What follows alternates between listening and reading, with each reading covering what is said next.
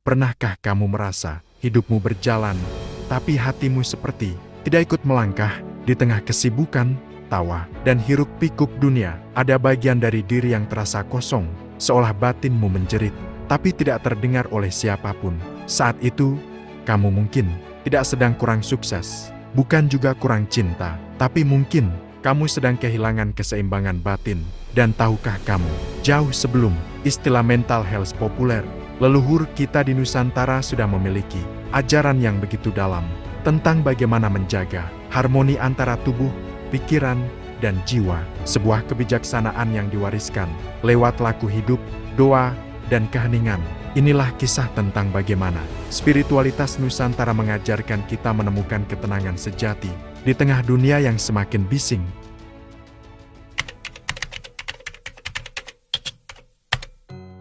Dalam tradisi Jawa, ada satu ajaran yang sederhana tapi sangat dalam. Eling lan waspada. Eling artinya ingat, waspada artinya sadar.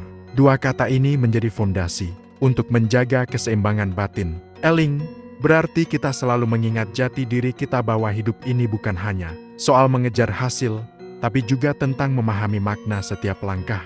Waspada berarti kita hidup dengan penuh kesadaran, tidak larut dalam amarah, tidak hanyut dalam kesedihan, dan tidak terperangkap oleh keinginan yang berlebihan. Saat kita eling lan waspada, hati menjadi tenang, pikiran menjadi jernih, hidup menjadi ringan.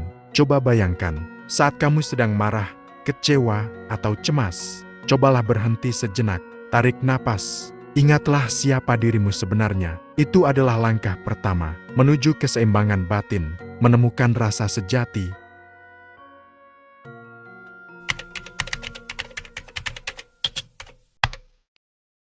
Leluhur Nusantara percaya, keseimbangan batin tidak datang dari teori, tapi dari laku. Laku berarti tindakan nyata yang dilakukan dengan kesadaran dan niat suci, bisa berupa tapa brata, puasa, meditasi, atau hal-hal sederhana, seperti menahan diri untuk tidak berkata kasar, menjaga niat hati, dan tidak tergesa-gesa dalam mengambil keputusan.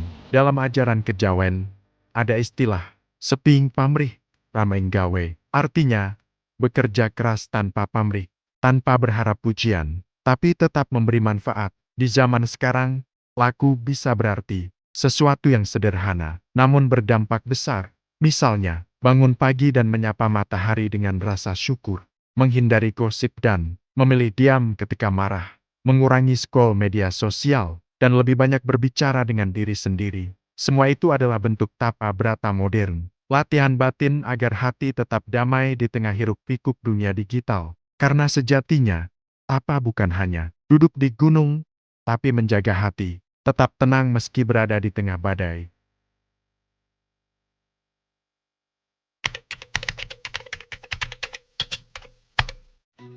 Ajaran Nusantara selalu memandang manusia sebagai bagian dari alam, bukan penguasanya. Orang Bali menyebutnya Trihita karena tiga sumber kebahagiaan, hubungan dengan Tuhan, dengan sesama, dan dengan alam.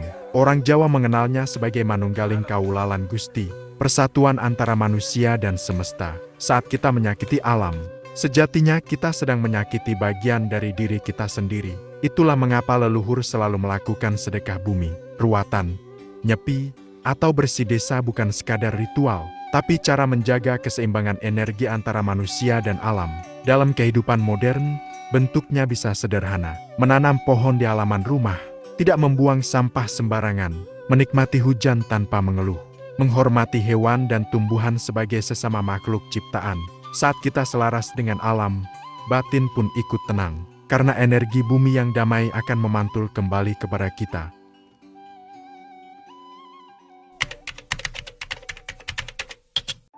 Urip iku urup, hidup itu harus menyala, memberi terang bagi orang lain. Dalam falsafah Nusantara, keseimbangan batin tidak bisa dicapai kalau kita hidup hanya untuk diri sendiri. Hidup yang rukun, saling membantu, dan tidak menebar kebencian adalah jalan spiritual yang paling nyata. Dalam kehidupan sehari-hari, hal ini bisa berarti menolong tanpa pamrih, memaafkan meski hati terluka, menghargai perbedaan tanpa merasa paling benar.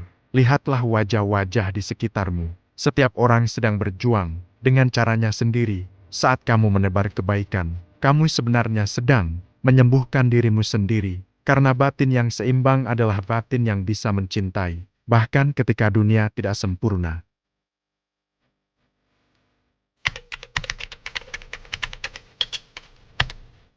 Semua ajaran spiritual Nusantara pada akhirnya bermuara pada satu hal, Sangkan Paraning Dumadi. Artinya, mengenali dari mana kita berasal dan kemana kita akan kembali. Hidup bukanlah perlombaan, tapi perjalanan pulang menuju kesejatian diri. Dalam setiap doa, dalam setiap napas, kita diajak untuk menyadari bahwa hidup ini sementara, tapi maknanya bisa kekal jika dijalani dengan kesadaran. Maka, setiap pagi adalah kesempatan untuk mulai lagi. Setiap malam adalah waktu untuk berterima kasih. Bersyukurlah atas tubuh yang masih bernapas, pikiran yang masih bisa merenung, dan hati yang masih mau belajar. Karena dari kesadaran itulah lahir ketenangan sejati, bukan dari pencapaian, tapi dari penerimaan. Leluhur kita tidak meninggalkan buku tebal atau teori rumit tentang kebahagiaan. Mereka meninggalkan laku, doa, dan kebijaksanaan sederhana, bahwa keseimbangan batin bukan dicari di luar, tapi ditemukan di dalam. Saat kamu elinglan waspada, hidupmu akan terasa lebih damai. Saat kamu rukun dengan sesama, alam, dan Tuhan, dunia pun terasa lebih ringan. Jadi, sebelum kamu mencari kedamaian di tempat jauh, pejamkan mata sejenak, dengarkan hatimu. Di sanalah di kedalaman batinmu bersemayam ketenangan yang telah diajarkan oleh para leluhur sejak ribuan tahun lalu. Harmoni bukan tujuan, ia adalah cara hidup, dan hidup yang seimbang adalah hidup yang penuh makna.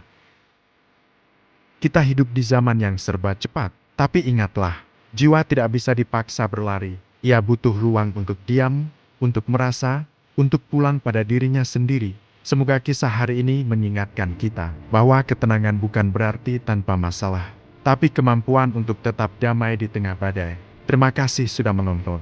Jika kamu merasakan kedamaian dari video ini, bantu sebarkan cahaya ini dengan menekan tombol suka, berlangganan, dan bagikan kepada mereka yang kamu sayangi. Karena mungkin, satu video sederhana bisa menjadi pintu bagi seseorang untuk menemukan kembali ketenangan dalam dirinya. Harmoni bukan tujuan, ia adalah cara hidup.